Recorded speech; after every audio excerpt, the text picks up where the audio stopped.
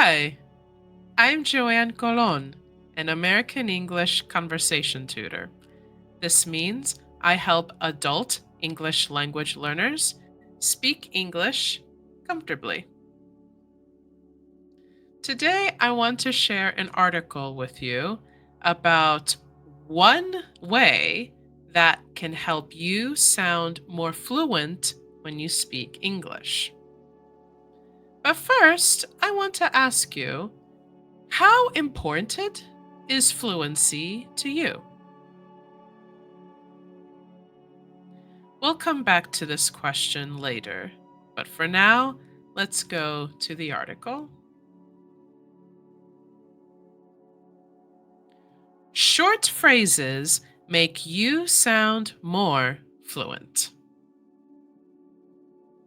Proficient, proficient, proficient, proficient, proficient, proficient, proficient.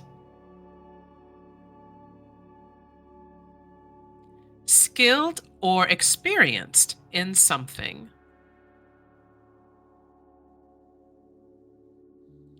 I'm a proficient skier, but I just can't get the hang of snowboarding. Study co-author Shungo Suzuki said both language learners and their teachers often focus on rare words or difficult phrases to try to sound more proficient when speaking. However, he said, the study shows that this may not help you sound any more fluent. I hope this video was helpful for you today. Back to my question. How important is fluency to you? Is it more important to sound like a native speaker? Or is English so difficult that you just want to be understood, but fluency is not important to you? Or do you have another idea about fluency? What do you think? Please type your answers in the comments below.